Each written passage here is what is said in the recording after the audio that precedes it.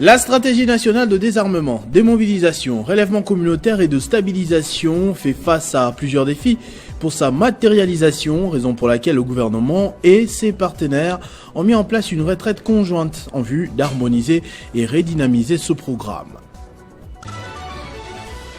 Jean-Marie Kassamba a été désigné ambassadeur des valeurs par la cellule d'innovation et changement des mentalités en République démocratique du Congo. Il aura la responsabilité d'insuffler le vent du changement des mentalités qui permettra de lutter contre la recrudescence des antivaleurs qui empêchent le décollage du pays. Le 11 septembre 2001, 2 avions de ligne détournés par des terroristes d'Al-Qaïda frappaient les tours jumelles du World Trade Center à New York. Républicains et démocrates se sont souvenus ensemble de ce moment difficile qui marque la plus grande attaque terroriste de leur histoire. Mesdames et messieurs, bonsoir. D'abord, sachez que la première ministre Judith Suminwa Tuluka a présidé ce mercredi la réunion de restitution de la mission des services du Fonds monétaire international en République démocratique du Congo.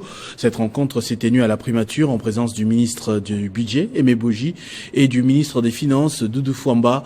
La délégation du FMI est actuellement à Kinshasa pour une mission technique préparatoire à la requête du gouvernement congolais visant à poursuivre ses engagements dans le cadre de la facilité élargie de crédit. Un autre objectif de cette mission est de conclure un programme dans la lutte contre les changements climatiques. Au cours de cette réunion, les discussions ont porté sur les priorités essentielles du gouvernement, comme l'a indiqué le chef de la mission du FMI pour la RDC, Calixte Aokpossi. Ces échanges ont permis de dresser un état des lieux sur plusieurs dossiers stratégiques.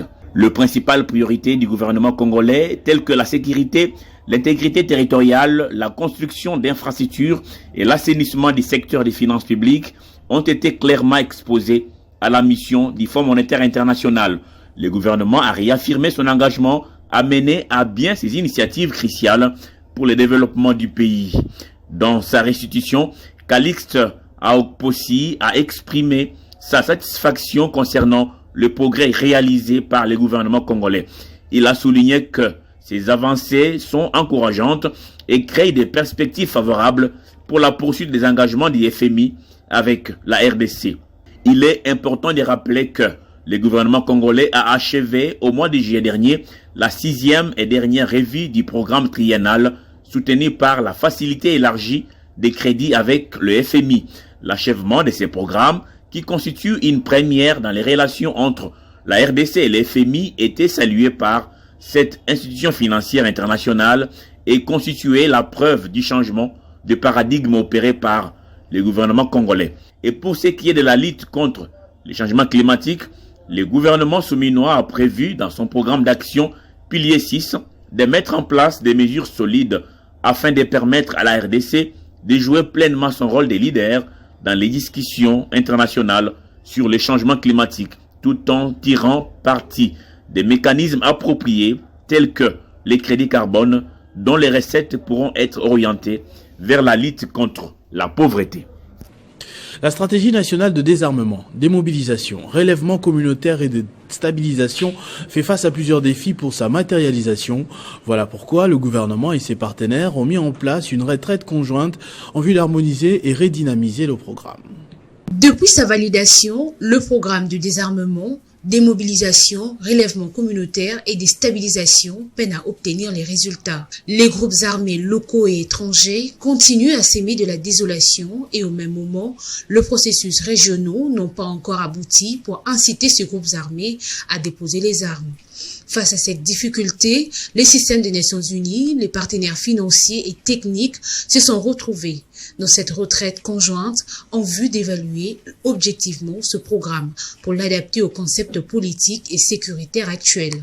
Ce partenariat vise à accompagner la RDC dans la mise en œuvre effective de sa politique nationale en matière de désarmement, démobilisation, relèvement communautaire et stabilisation, tout en concrétisant l'engagement et la détermination du gouvernement dans la perspective de l'atteinte des objectifs assignés au PDDRCS. Nous sommes tous engagés en tant que partenaires à apporter notre contribution efficace et efficiente dans une synergie opérationnelle au profit des communautés cibles. Au finish, la redynamisation du PDDRCS vise plusieurs résultats, notamment la compréhension commune de ces programmes, l'approche opérationnelle et que le désarmement et la réinsertion soient faites dans les conditions acceptables. Alors que les résultats de l'enquête sur la tentative d'évasion à la prison centrale de Makala sont attendus, des voix se lèvent du côté des organisations de la société civile. Si les uns saluent la mise en place d'une commission d'enquête indépendante en estimant que cela permettra d'avoir des résultats concrets, d'autres déplorent et appellent à la démission de certains membres du gouvernement. On écoute tour à tour Georges Kapiamba, Dieudonné Mouchagaloucha et Jean-Claude Katende. Nous avons suivi l'évolution des choses. Nous avons noté avec satisfaction que le gouvernement, à sa réunion du Conseil des ministres de la semaine passée, il a été adopté le principe de mettre en place une commission d'enquête indépendante devant regrouper notamment des représentants du gouvernement, des représentants des organisations nationales de la société civile qui travaillent sur la question de défense des droits humains, ainsi que du bureau conjoint de la MONUSCO. Et le président de la République, lorsqu'il a présidé un conseil des ministres extraordinaire le lundi, nous avons suivi le même ton et revenu, rassurant que nos organisations participeront aussi à cette enquête-là. Les autorités ont l'obligation de veiller sur la sécurité des gens qui sont en détention. Et arriver à ce carnage, c'est déplorable, c'est inimaginable, c'est condamnable. Et finalement, ça devient un mode, ça devient une manière de s'habituer à l'avilissement, à l'anéantissement de la vie humaine. Et nous avons formulé des recommandations à ce sujet-là, où nous avons demandé une enquête indépendante et surtout internationale, et que la société civile puisse, surtout les organisations des droits de l'homme, puissent jouir de toute la liberté de pouvoir participer à ces enquêtes et donner la lumière. Et dans un premier temps, nous avons demandé que le vice-ministre de la Justice, qui avait minimisé en parlant de deux morts, s'il ne peut pas démissionner, qu'il soit révoqué. Pour nous, il est question d'abord de donner les nombres exacts de personnes qui ont été tuées et de dire par quels moyens, par quelle voie, identifier les femmes et leur permettre d'accéder à des soins de qualité. Ça, c'est vraiment important pour nous, mais nous pensons que juste là, il n'y a pas un mécanisme adéquat qui permette à ce que ces femmes soient prises en charge conséquemment. Le vice-ministre de la Justice chargé de contentieux international, Samuel Mbemba Kabouya, séjourne au pays à La Haye, où il intensifie la pression sur le Rwanda et toutes les personnes impliquées dans la guerre dans l'est de la République démocratique du Congo. Ce lundi, il s'est entretenu avec le président de la Cour internationale de justice qui a promis de mandater une délégation au mois d'octobre prochain en RDC en vue de tabler sur la situation qui prévaut dans cette partie du pays. Le vice-ministre de la Justice, chargé du contentieux international, a été envoyé à La Haye, aux Pays-Bas, par la première ministre, chef du gouvernement, Judith Souminois, pour faire l'état des lieux du contentieux international et les suivis des dossiers de la RDC contre les Rwandais, Paul Kagame et tous ceux qui violent, pillent les richesses de la RDC et massacrent la population congolaise dans l'est du pays, notamment à la Cour pénale internationale et à la Cour internationale de justice. Ce lundi 9 septembre, Maître Samuel Kabouya a eu une séance de travail avec les présidents de la Cour internationale de justice en vue d'établir sur la situation qui prévaut dans les provinces du Nord Kivu et de l'Ituri. Il résulte de cette entrevue que la Cour internationale de justice va mandater en RDC une délégation interinstitutionnelle au mois d'octobre prochain pour un séminaire sur les contentieux des limites frontalières.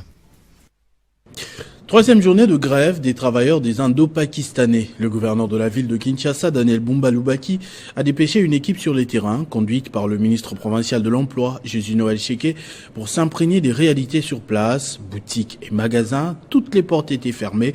Une descente qui intervient après la rencontre hier entre l'intersyndicale de ses employés et les membres du gouvernement provincial. Au 3e jour de la grève des travailleurs du secteur des commerces tenue par les Indo-Pakistanais, Libanais, Chinois et autres expatriés, le numéro 1 de la ville de Kinshasa a instruit ses lieutenants de se rendre sur place afin de constater l'effectivité de la grève de ses employés qui ne jurent que sur l'amélioration de leurs conditions de travail. Les membres ministres balobi to apprécier en vraiment bon, mais autre c'est vraiment la promesse éthique la masoloté. Nous devons souffrir. Tozo ba salaire ya malongati, ba condition ya malongati, aza ko imposer yo musala, maintenant déjà sili.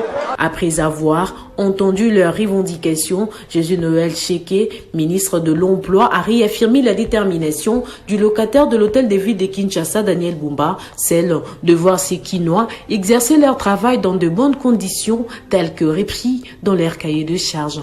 Nous étions instruits par son Excellence, Monsieur le Gouverneur de la ville de Kinshasa, pour amener un message de paix, d'apaisement et pour aussi annoncer que dans les prochains jours, il va recevoir les employeurs indiens, libanais, pakistanais, grecs et autres pour discuter du cahier de charges soumis par l'intersyndicale qui représente les travailleurs dans le secteur du commerce. Ce message a été reçu 5 sur 5 et les travailleurs ont accepté de reprendre avec le travail et que attendre l'issue des entretiens que le gouverneur va entamer avec l'employeur, avec le concours de l'inspection générale du travail pour que des solutions durables soient trouvées. Ainsi, une rencontre entre le gouverneur de la ville de Kinshasa et les employeurs indo-pakistanais aura lieu dans quelques jours. On veut de trouver une solution durable face à cette situation qui perdure. Le président provincial de l'UNPC Kinshasa, directeur général de Télé50, Jean-Marie Kassamba, a été désigné ambassadeur des valeurs par la cellule d'innovation et changement des mentalités en République démocratique du Congo. Il aura donc la responsabilité d'insuffler le vent du changement des mentalités qui permettra de lutter contre la recrudescence des antivaleurs qui empêchent les décollages du pays. Cette correspondance est de la cellule d'innovation et des changements des mentalités à l'endroit de M. Jean-Marie Kassamba, directeur général de Radio et Télé 50. Elle concerne sa désignation comme ambassadeur bénévole de la cellule d'innovation et des changements des mentalités. En fait, la République démocratique du Congo, notre chère patrie, est le 2e pays d'Afrique par sa superficie et l'un des plus riches de la planète. En 1960, il était parmi les pays les plus avancés de la planète avec des infrastructures modernes et une économie assez stable. 74 ans après l'accession du pays à la souveraineté nationale, le pays est en difficulté pour garantir un avenir radieux à toute sa population. À ces jours, le primat de l'inversion des valeurs a atteint un niveau intolérable. Le mal étant extrêmement profond, il a fini par atteindre toutes les couches de la nation au point d'annihiler tous les efforts de développement.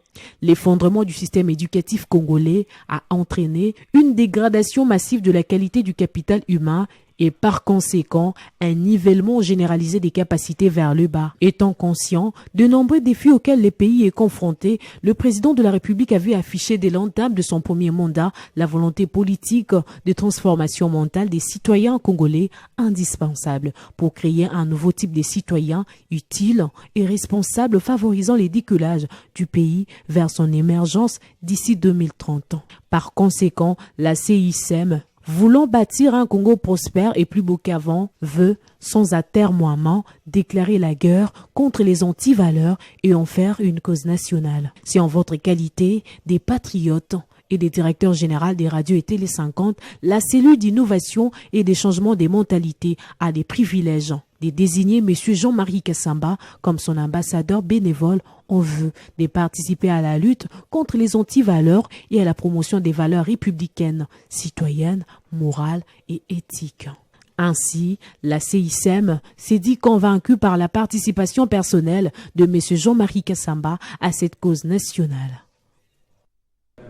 Ouverture ce mercredi de l'atelier du Cercle des mines du réseau national des laboratoires de l'Office congolais de contrôle par le ministre du Commerce extérieur Julien Paluku. Le CC, qui compte à ce jour 88 laboratoires, dont 9 miniers, a déjà contrôlé et certifié 3029 millions de tonnes des produits de cuivre et 437 000 tonnes de produits de cobalt. L'accélération de la modernisation et certification des laboratoires de l'Office congolais de contrôle pour les produits miniers dans l'espace Grand Katanga et dans les provinces du Nord Kivu, Sud Kivu et de l'Ituri, et ce, dans le but de distinguer le produit principal au produit connexe non connu avant l'exportation des minerais congolais pour maximiser ainsi les recettes publiques, car des milliards de dollars américains échappent au trésor public dans ce secteur. C'est l'objectif de l'atelier du Cercle des mines du réseau national des laboratoires de l'Office congolais de contrôle, ouvert ce mercredi à Kinshasa par le ministre du Commerce extérieur. Pour Julien Paluku Kaongia, l'augmentation du volume des échanges commerciaux de la RDC avec les États-Unis d'Amérique dans le cadre de la GOA et avec la Chine dans le cadre du protocole d'accord signé lors du dernier forum de coopération Chine-Afrique à Beijing, mais aussi bientôt avec l'Union européenne, passe obligatoirement par la modernisation de l'Office congolais de contrôle, car une dizaine de sous-produits non connus sont profitables seuls aux entreprises importatrices, a-t-il indiqué. Il nous faut une feuille de route qui nous permette de nous dire à l'horizon 2030, il faut qu'on ait accrédité au niveau international la moitié des laboratoires que nous avons, pour que au moins tous les laboratoires qui sont situés dans les postes frontaliers soient accrédités. Cette initiative du gouvernement qui consiste à rendre plus performant l'Office congolais de contrôle a été saluée par son directeur général, Étienne Chimanga. Nous devons certifier certains produits, et particulièrement les produits miniers, afin que ce que l'OCC dira soit reconnu sur le plan international. La vice-ministre des hydrocarbures, Wivine Moleka, a présidé la réunion du comité de suivi des différentiels de transport et de détermination du prix moyen frontière à la fourniture des produits pétroliers par la voie ouest en République démocratique du Congo. Cette réunion avec les différents fournisseurs du secteur est consécutive à l'instruction du président de la République lors du 8e Conseil des ministres. Cette réunion a rassemblé les principaux fournisseurs de produits pétroliers autour de la vice-ministre des hydrocarbures Wivine Moleka, conformément à l'instruction du chef de l'État lors du 8e Conseil des ministres, qui a insisté sur la baisse des prix des produits pétroliers afin d'améliorer le pouvoir d'achat de la population. Il avait dit qu'il était important d'identifier dans notre secteur des hydrocarbures les différentes niches de compression, comme le cas du prix moyen frontière commercial PMFC. L'instruction de la haute hiérarchie est en droite ligne avec les objectifs du gouvernement de la République sur la mise en place d'un nouveau système de fixation de prix à la pompe, tel qu'inscrit dans le programme d'action du gouvernement pour la période allant de 2024 à 2028 et la feuille de route du ministère des Hydrocarbures sur l'assainissement du sous-secteur de l'aval pétrolier s'inscrit bien sûr dans cette action-là. Votre poursuite des opérations de fourniture des produits pétroliers en République démocratique du Congo reste pour nous une preuve de la relation privilégiée de partenariat stratégique que vous avez avec le gouvernement. Et dans cette optique de réforme, une analyse minutieuse des éléments et rubriques constitutifs de la feuille de calcul du prix moyen frontière commercial sera au centre de nos travaux de ce jour et je vous invite tous à nous y appliquer. À cette même occasion, les participants ont bénéficié de l'oreille attentive de la vice-ministre Wivine Moleka pour présenter les préoccupations liées à leur travail afin de trouver ensemble des pistes et des solutions. Appuyer la gratuité de l'enseignement de base, vision chère au chef de l'État, c'est dans cette optique que Jules Lingueté, inspecteur général des finances, chef des services, a remis ce mardi, à titre privé, plusieurs kits scolaires au complexe Maïndomé, dont il fut élève à une époque. Une action saluée par les préfets de cette école publique en présence du bourgmestre de la commune de Matete. C'est sous des acclamations frénétiques que cet ancien élève du complexe scolaire Maïndombe, devenu inspecteur général chef de service de l'inspection générale des finances, est accueilli. L'activité est symbolique, comme dans ses habitudes, Jules Lingueté est venu remettre plusieurs kits scolaires, dont 1800 sacs, 14 000 cahiers, 12 000 stylos, 150 boîtes de craie et 50 ramettes de papier. Prenant la parole, il a expliqué que ce geste de cœur est une manière d'appuyer la gratuité de l'enseignement de base, vision chère au chef de l'État. Nous sommes venus dans le cadre de l'engagement que nous avons avec l'école primaire Maïndombe de Matete, l'engagement de soutenir la vision de son Excellence, Monsieur le Président de la République, chef de l'État, vision qui consiste à faire de l'éducation de nos enfants une priorité. Et c'est dans ce cadre-là que le chef de l'État a décrété la gratuité de l'enseignement. Et nous tous qui sommes Congolais, collaborateurs du chef de l'État, nous avons l'obligation d'accompagner cette vision dans la mesure de nos moyens. Très reconnaissant, le préfet de cette école a remercié M. Jules Alinguete pour cette action accomplie en tant qu'ancien élève ayant été formé dans cet établissement. Il a aussi rappelé les nombreuses réalisations de Jules Alinguete pour la formation des élèves. La clôture que vous voyez autour de notre école, à partir de la fondation jusqu'à la 12e brique, s'élève de l'IGF. Il nous a ajouté des grands battants pour l'entrée et la sortie. Il nous a offert 750 bancs pipi que nous continuons à utiliser jusqu'à ce jour. Chose promise, chose faite. Prochaine étape, la construction de l'école maternelle Maïndombe. Pour lier l'utile à l'agréable, Jules Alinguete a honoré la présence de l'une de ses anciennes enseignantes, Madame Chibola, dont il garde des très bons souvenirs. La 8e édition de l'Expo Béton a été ouverte hier par le président de la République, Félix Tshisekedi, au centre financier de Kinshasa. Les lignes maritimes congolaises, SA, l'un des sponsors de cette activité, affiche ses couleurs. Les géants de mer est représenté par son DGA, Gisèle Mboissiem Moupa. Sponsor de la 8e édition d'Expo Béton, le géant de mer est représenté à ses assises par son DGA, Gisèle Mboissiem Moupa, qui accompagne une forte délégation des agents et cadres de cette entreprise du portefeuille. L'ouverture solennelle de cette rencontre aux couleurs internationales a été donnée par le chef de l'État, Félix Antoine Tshisekedi Tshilombo, au centre financier de Kinshasa, en présence de plusieurs officiels, diplomates et entrepreneurs. Au cœur du village d'Expo Béton, LMC SA est visible parmi tant d'autres partenaires par son stand d'exposition où ses services sont présentés aux officiels, aux délégués des entreprises et aux participants. À travers sa présence à ses assises de portée internationale, le géant de mer entend jouer parfaitement son rôle de transporteur maritime et multimodal au service de la RDC et de la région, souligne Madame Gisèle Mboissiem Moupa. LMC fut le poumon des exportations et des importations de la RDC. Et à ce jour, nous sommes en train de nous relancer et dans un bref avenir, nous aurons déjà des navires. Je pense que l'année prochaine, on peut espérer à 3 navires. Et nous sommes aussi dans les multimodales où nous allons desservir nos clients de porte à porte et nous devons être ici pour essayer un peu de rassurer nos clients. Il est clair qu'à cette 8e édition de l'Expo Béton qui se tient en 2 étapes, à savoir à Kinshasa du 9 au 12 septembre, au centre financier et au Congo central du 14 au 20 septembre prochain, LMC compte non seulement prendre part à cette exposition, mais aussi et surtout vendre sa marque en tant que bras séculier du commerce extérieur de la RDC, passant par voie des mers.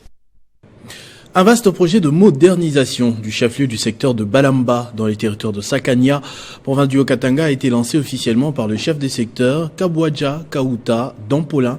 Plus ou moins 25 km des routes en terre battue seront construites. Depuis son avènement à la tête du secteur de Balamba, Kabouadja, Kaouta, Dampolin ne cesse de multiplier des stratégies pour développer son entité. Derrière la vision du chef de l'État Félix Antoine Tshisekedi, le chef des secteurs de Balamba travaille sans relâche. C'est dans ces cadres qu'il a lancé le vaste projet de modernisation de Kinsendagara, chef-lieu du secteur de Balamba, en présence des chefs des groupements Kombo et Kumbwa et des cadres de base du secteur. Ces projets consistent à la construction de plus ou moins 25 km de routes en terre battue. Sur place, la délégation a visité toutes les routes nouvellement tracées, commençant par celle qui mène vers le cimetière de Kinsenda. Juste à côté du cimetière, un espace est aménagé. Ici sera construit un hangar pour les cérémonies funéraires. Donc nous devons construire le parking ainsi que l'hangar pour le funérail. Le chef de secteur de Balamba compte transformer dans les jours à venir Kinsenda en une ville où il fera beau vivre. Que ce soit une ville où les gens peuvent aimer venir vivre. Et donc c'est ça. Nous avions commencé par les routes, parce que nous savons que le développement, c'est la route. Le centre de captage d'eau figure également sur la liste de projets. Que c'était pour lancer pompage que les gens de Kinsenda s'alimentaient en eau potable. Donc nous aussi, avec l'espoir, nous avons l'espoir de pouvoir aussi réhabiliter dans les jours à venir le pompage pour que la population de Kinsenda s'approvisionne en eau potable. L'espoir commence à renaître pour les habitants du secteur de Balamba à travers les jeunes chefs de secteur Kambwanja Kauta Paulin. C'est un jeune que nous sommes en train d'accompagner et qui a des ambitions de faire honorer la communauté, non seulement la faire honorer mais la construire. L'ingénieur congolais vivant aux États-Unis d'Amérique, Jean Kanya Kamangu, a présenté ce mercredi en septembre une innovation pouvant faire évoluer plusieurs domaines de la RDC. Il s'agit d'une caméra vision 360 degrés. Ce produit, selon lui, va apporter un plus remarquable dans la sécurité de pays. Reportage de Nathan Diamouete Ingwen.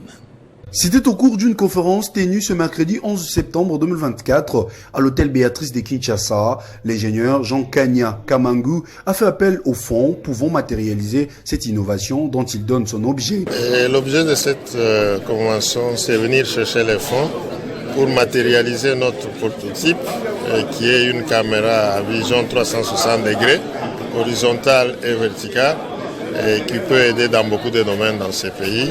Donc nous cherchons les fonds pour maintenant commercialiser le produit et le fabriquer. L'innovation, c'est question de persistance et d'habitude. Moi, je suis en fait un chercheur, un ingénieur longue durée.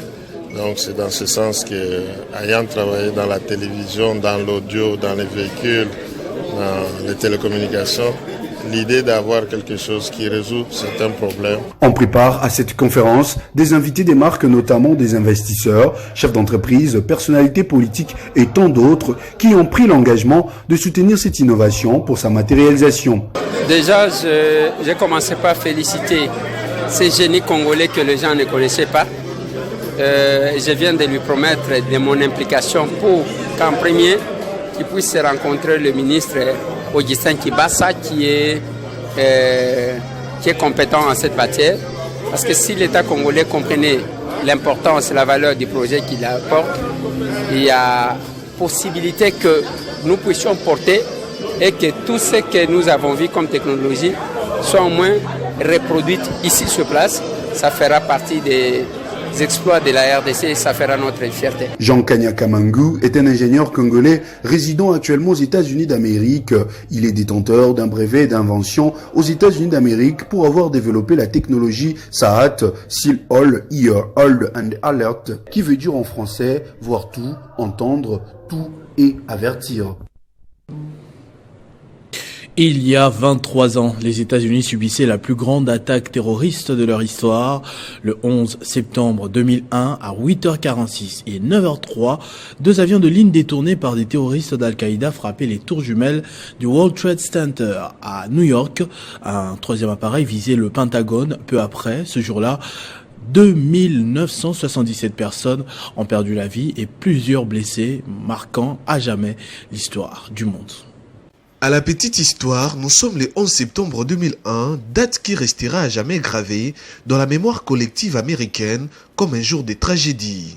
Le One World Trade Center, une tour imposante cumulant à 541 mètres, en est le cœur. Ces jours-là, les États-Unis d'Amérique subissaient des attentats qui donnèrent la mort à des milliers de personnes, d'importants dégâts matériels, notamment la destruction des deux tours jumelles du World Trade Center par des kamikazes se servant des avions en ligne, mais également la destruction d'une partie du Pentagone, immeuble abritant le ministère de la Défense américain, et autres drames similaires. Tout un pays était dans les désarrois. Qui aurait pu imaginer que la première puissance mondiale, en armes, en renseignements, en guerre, en technologie et autres, pouvait être attaquée dans son propre territoire de cette manière? 23 ans après, le constat sur terrain est tout autre. À travers la douleur et les pertes, les États-Unis ont su se relever, réinventer et reconstruire. Sur les sites des anciennes tours du World Trade Center à New York s'élèvent désormais des bâtiments qui incarnent l'espoir et la renaissance. À ses côtés, un mémorial émouvant et un musée honorent la mémoire des victimes tout en rappelant la capacité humaine à se reconstruire avant l'adversité. 93, c'est le nombre de nationalités des victimes des attaques du World Trade Center et parmi les 2977 personnes tuées ces jours-là dans les attentats, 310 étaient des nationalités étrangères. Un détail de plus qui prouve l'impact mondial qu'a eu cet événement en 2001. Un mot de culture pour la fin. Malgré la décision du Conseil supérieur de l'audiovisuel congolais de suspendre la diffusion de la télé-réalité de Bachelor sur les antennes locales, le public a quand même eu accès à la nouvelle saison depuis hier. À ce sujet, nous sommes en ligne avec le rapporteur du CESAC, Monsieur Serge. Bonjour et bienvenue. Qu'est-ce qui a bien pu se passer pour que la série soit finalement diffusée? Il faut noter que Canal Plus a été notifié en rapport avec la décision de la plénière souveraine du Conseil supérieur de la communication, de l'audiovisuel et de la communication par rapport à cette question, parce que les hauts conseillers de la République ont jugé que l'émission Bachelor frise la dépravation des mœurs ainsi que le dévergondage sexuel. Il fait l'apologie des valeurs négatives en violation des bonnes mœurs en République démocratique du Congo.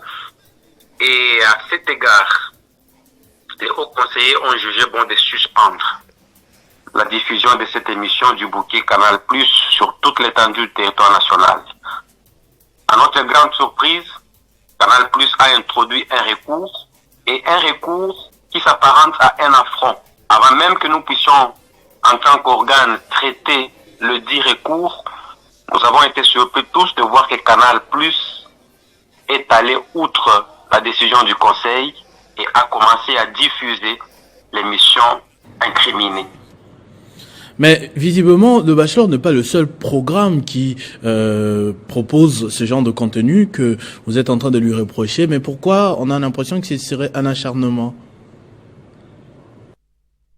Nous avons déjà identifié un certain nombre d'émissions et le service de monitoring y travaille sérieusement avec Munici pour déterminer en fait ce qui doit être pris comme décision dans les jours qui viennent.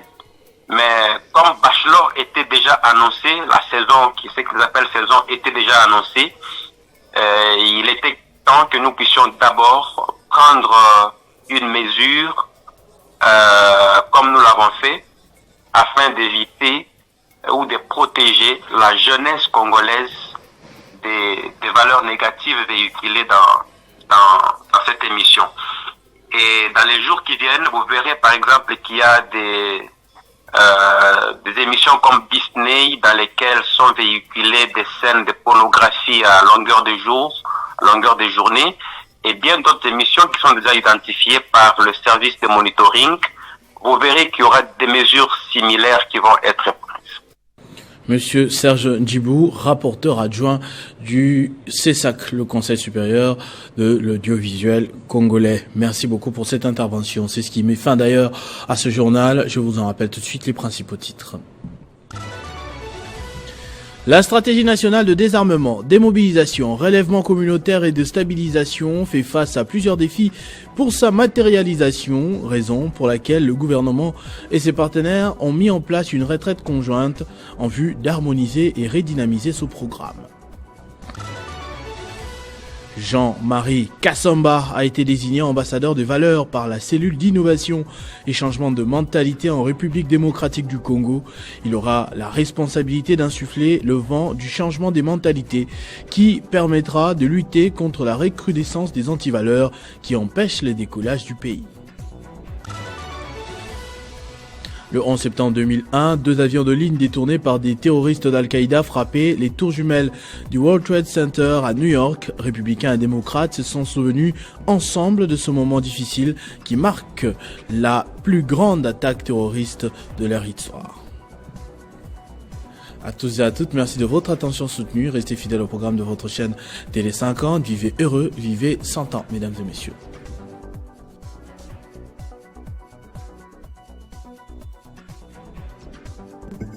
Retrouvez toute l'actualité en continu sur www.tele50.cd.